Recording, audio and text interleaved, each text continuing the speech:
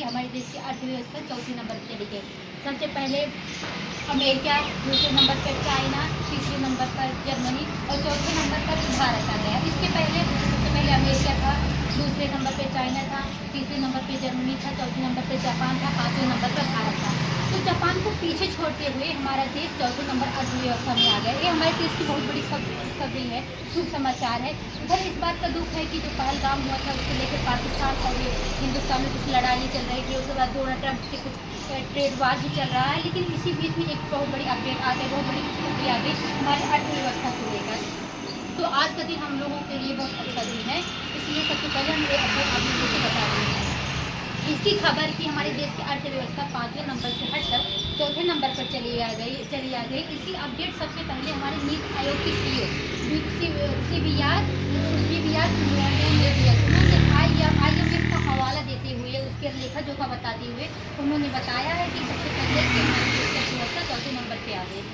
तो ये बहुत बड़ी अपडेट है, बहुत बड़ी खुशखबरी है कि इतने सालों बाद हमारे देश की अर्थव्यवस्था 5वें नंबर से चौथे नंबर पर पहुँच जाएगी।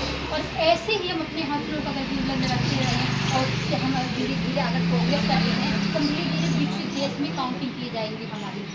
और 2-2.5 सालों में हमारी अर्थव्यवस्था दूसरे तीसरे नंबर पर आ सकती है। इसमें बहुत बड़ी बात नहीं है कि हमारी अर्थव्यवस्था पहले दूसरे या तीसरे नंबर पर नहीं आ सकती। हाँ, पहले अपने आने पर थोड़ा टाइम लग सकता है, लेकिन दूसरे तीसरे नंबर पर हम प्रोग्रेस कर रहे हैं, हमारे देश जिस प्रकार से उन्नत कर रही है डिजिटल दुनिया में।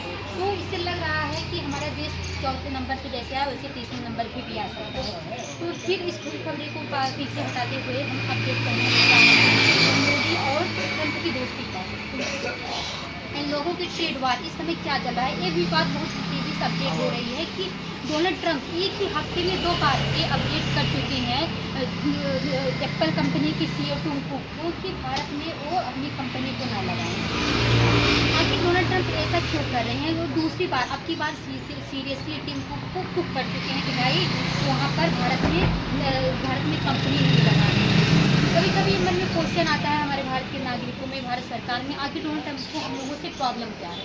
तो डोनाल्ड ट्रंप को हम लोगों से कोई प्रॉब्लम नहीं है, उनकी अपनी खुद की पर्सनल प्रॉब्लम है, क्योंकि वो पूरे भारत में, पूरे विश्व में वो अपना एक रिस्पेक्ट पाना चाहते हैं, इंटरनेशनल लेवल पर रिस्पेक्ट पाना चाह रहे हैं। तो हमको लगता है कि अगर कोई भी राष्ट्रपति, प्रधानमंत्री, किसी भी देश की गवर्नमेंट वो रिस्पेक्ट पाना चाह रहे हैं तो इसका मतलब नहीं है किसी को पीछे करके, किसी के पैर को खींच कर तुम खुद आगे बढ़ो। तो उनकी सबसे बड़ी प्रॉब्लम और दूसरी सबसे बड़ी बात है कि जो सीज फायर हुआ उनमें उनको रिस्पेक्ट नहीं मिला, उनको क्रेडिट नहीं मिला। वो सब जगह ये फैलाते फिर रहे थे कि हमने ही सीज फायर करवाया, हमने ही सीज फायर करवाया, मैंने सीज फायर करवाया। तो जब विदेश मंत्री एस जयशंकर से पूछा गया कि क्या जो भारत और पाकिस्तान के बीच में सीज फायर हुआ उसमें अमेरिका का कोई योगदान है, तो हमारे देश के विदेश मंत्री एस जयशंकर, जिसकी बातों में बिजली, आंखों में बिजली निकलते हुए घंघराहट करती है, उन्होंने डायरेक्ट बोल दिया नहीं, जब भारत और पाकिस्तान के बीच सीज फायर हुआ तो इसमें अमेरिका का कोई योगदान नहीं है।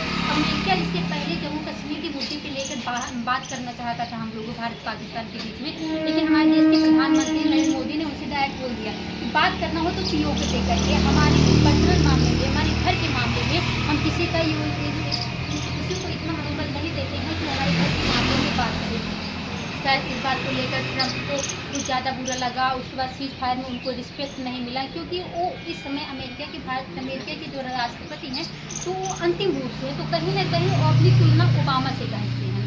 तो ओबामा को नोबल पुरस्कार मिला था, तो हर चीज़ में ही उनका काम कैसा था, उनको क्या क्या उनसे किससे पुरस्कृत किया गया, तो कहीं ना कहीं वो उनसे कंपेरिजन करते हैं, उनको नोबल पुरस्कार मिला। तो उनके मन में ये जिज्ञासा आ रही है डोनाल्ड ट्रंप को कि हमको भी नोबल पुरस्कार चाहिए।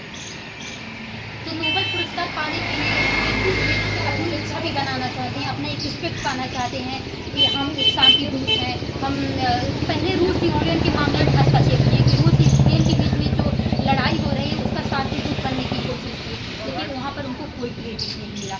उसके बाद इजराइल में भी उनकी कोई सुनवाई नहीं हो रही है। फिर भारत पाकिस्तान, क्योंकि बहुत ही बड़ा जनसंख्या वाला देश है, उनके बीच में वो आकर शांति दूत बनना चाह रहे हैं, अपना क्रेडिट लेना चाह रहे हैं कि हाँ हमने भारत पाकिस्तान के बीच में सीज फायर करवाया, इसके शांति दूत हम बन के गए हैं। तो यहाँ पर उनका कोई क्रेडिट नहीं मिला, तो उनकी प्रतियोगिता कहीं ना कहीं इम्पोर्टेंट हुआ।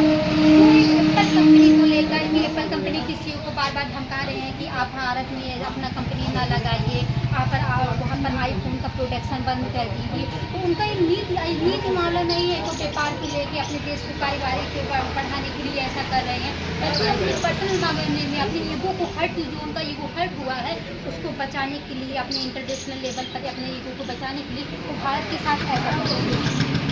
और दूसरा बड़ा रीज़न है कि वो पाकिस्तान जो उनके पीछे जो मिलाते जुलता रहता है, वो भी कहीं न कहीं उनका पक्ष ले रहे हैं, उनका सपोर्ट कर रहे हैं।